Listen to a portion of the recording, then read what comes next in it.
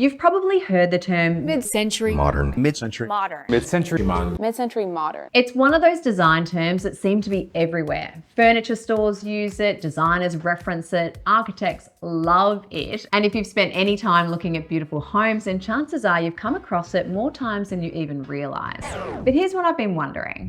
Why is a design movement that emerged more than 70 years ago still so relevant today? Because most design movements don't survive that long. They have their moment, then tastes change and they die. And mid-century modern should have had that same fate, and yet its influence today is arguably stronger than it was during the mid-century itself. So what is it about mid-century modern that refuses to go out of style? Where did it come from? What does it even mean? And how did it pull off one of the greatest comebacks in design history? But as I researched this video, I realized there was an even bigger question. Why are so many of us still searching for the same things people were searching for in 1945? Today, you'll find mid-century modern influences everywhere. Homes that are filled with natural light, a strong connection to the outdoors, simple, functional spaces that feel calm and uncluttered. They are all qualities that sit at the heart of mid-century modern. So how did a style that many people have moved on from become so influential again? To answer that, we need to go back to where it all started. Mid-century modern emerged during a period of enormous change. The Second World War had ended, soldiers were returning from war, and millions of people were starting new chapters, building new homes, creating new communities. This created an economic boom and rapid suburbanization. People began imagining a different future. There was a sense of optimism. Architects and designers weren't simply asking how a home should look, they were asking how a home should work. How can we make homes more practical? A key principle of mid-century modern is that function should come before form. This idea came from Germany's Bauhaus movement in the 1920s. And during the Second World War, many Bauhaus architects and designers fled Europe and settled in America, bringing these modern design principles with them. The war also accelerated technology and manufacturing, introducing new materials like molded plywood, tubular steel, and fiberglass. Suddenly, designers had access to materials that were affordable, versatile, and easy to mass produce. For the first time, good design became accessible to a growing middle class, not just the wealthy. Architects and designers began to simplify. They removed unnecessary ornamentation. They embraced new materials and technologies, and they focused on the needs of ordinary people rather than traditional ideas of luxury. Defined dark rooms and ornate finishes that were reminiscent of the Victorian and Art Deco eras were replaced with large windows, open floor plans, a strong indoor-outdoor connection, flexible furniture. Many of these ideas might seem completely normal today, but at the time, it really represented a significant shift in how people thought about their homes. And here's the thing, mid-century modern wasn't trying to become a design style. In fact, the term itself wasn't even coined until 1984, long after the movement had peaked. The architects and designers behind it weren't chasing a particular aesthetic, they were trying to solve a problem.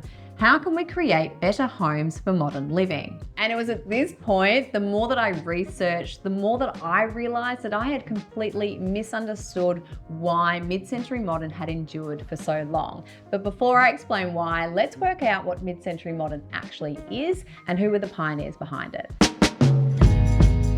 Mid-century homes were designed to feel brighter, more open, and more connected to nature, a clear departure from the dark, enclosed Victorian homes that came before them.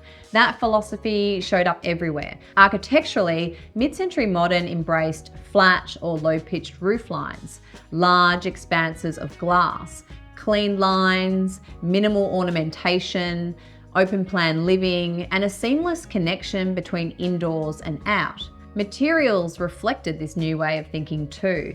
Designers combined natural materials like timber, stone, and brick with industrial materials such as steel, chrome, and reinforced concrete, embracing both natural and man-made elements. Interiors typically featured rich timbers and soft neutral tones, and were often accented with optimistic colours like teal, orange, mustard, and red. But these colours were always solid, so avoiding decorative patterns and motifs.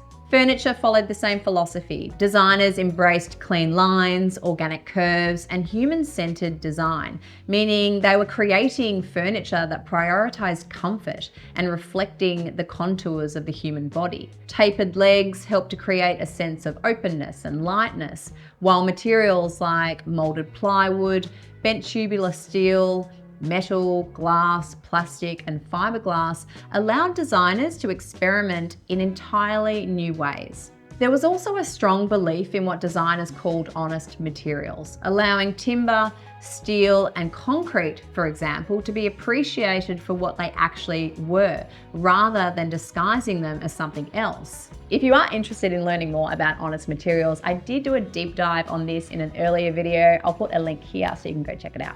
Many of the designers who shaped mid-century modern remain household names today. Frank Lloyd Wright, although working decades earlier, laid much of the groundwork with his open-plan homes and strong connection to nature. Ludwig Mies van der Rohe upheld the philosophy of less is more through his use of steel and glass. Richard Neutra became known for his Californian homes that blur the line between indoors and outdoors. Charles and Ray Eames revolutionized furniture design through their pioneering use of molded plywood and fiberglass, creating some of the most iconic furniture ever produced. George Nelson helped define American post-war design through his work at Herman Miller. And here in Australia, architects like Harry Sidler and Robin Boyd helped adapt these ideas into our own landscape and way of life. By the 1950s and 60s, mid-century modern had become the defining style of its era. But just as it had rejected the design styles that had come before it, a new generation was coming along and searching for something different. By early 1970s, the world that had created mid-century modern no longer existed. The optimism of the post-war years had given way to economic uncertainty, political unrest, and major cultural change. And as society changed, so did people's ideas about what a home should feel like.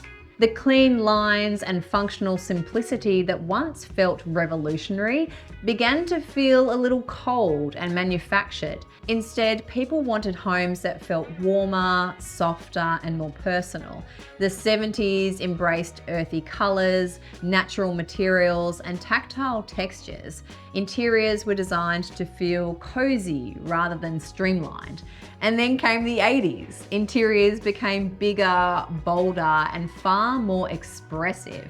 Pattern, decorative details, and eclectic styling replaced the restrained approach of the mid-century era. But there was another reason for its decline. Ironically, the thing that had made mid-century modern so successful was also the reason for its downfall: mass production. The style had been designed to be accessible to everyday people, and it succeeded. But as mid-century modern furniture became increasingly common, it slowly lost the sense of innovation that had made it feel exciting in the first place. What was once seen as revolutionary was now seen as ordinary, and by the 80s, mid-century modern had lost its cool. At least that's what everyone thought. So it's the 80s, mid-century modern is lame, everyone's moved on, and then something happens. Enter the 90s.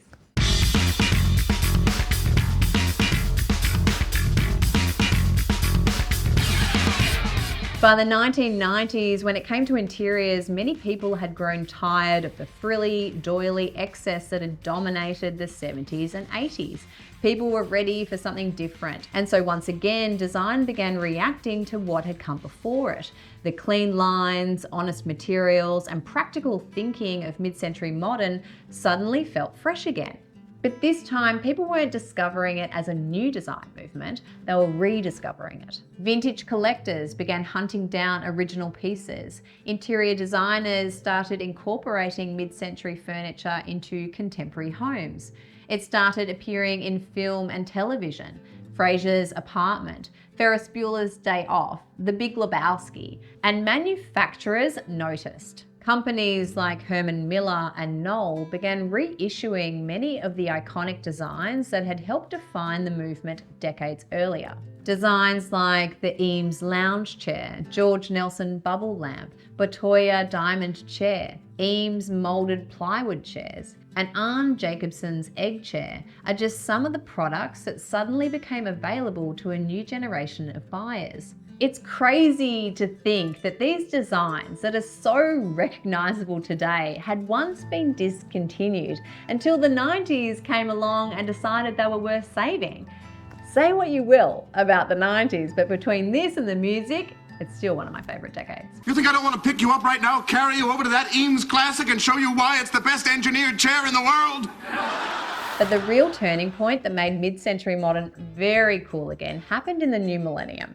Fast forward to 2007 and a little show called Mad Men premiered. Set in the 1960s, this series showcased a world filled with walnut timber, clean architectural lines, contoured furniture, and refined mid-century modern interiors. Millions of viewers weren't just watching the series, they were falling in love with the aesthetic. Mad Men romanticized this period in time, and almost overnight, mid-century modern went from being niche cool to a global obsession, making one of the greatest comebacks in design history. But what I can't stop thinking about is that the term mid-century modern seems to be thrown around a lot these days. Dare I say it's a bit overused, which makes me wonder, have we reached a point of saturation where it's about to fall off a cliff again? Yes and no. Allow me to argue with myself a little bit, if you will. When it comes to the defining products of the movement, those original furniture designs will always be iconic.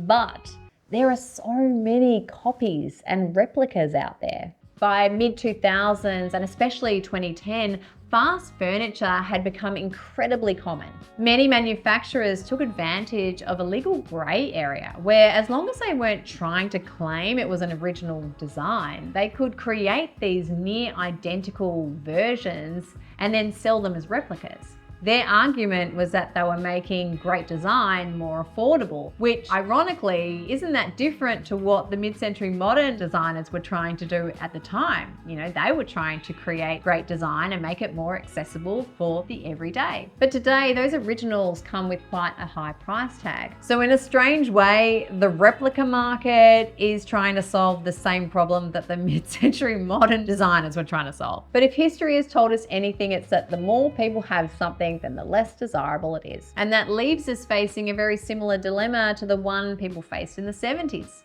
After decades of mass production, we're once again searching for something that feels authentic. We've now lived through more than 20 years of fast furniture, replicas, and endless online dupes. And yes, I think some of those original mid-century modern pieces have lost a bit of their cool factor.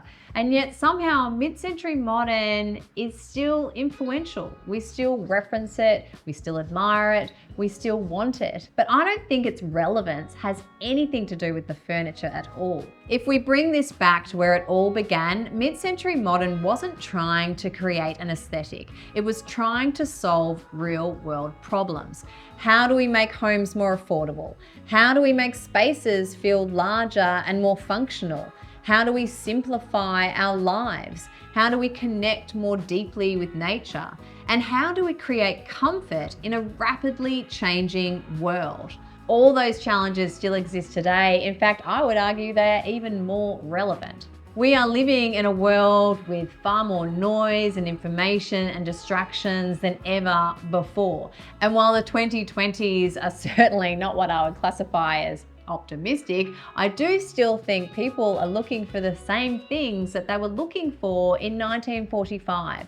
Simplicity, function, calm. And I think that's the reason we can't quit mid-century modern. We've adapted the style, our furniture has evolved, and we've traded those bright primary colors for softer, earthier palettes. But the underlying ideas have remained, and that is why 70 years later, we are still talking about mid-century home. Mid-century glass house. Mid-century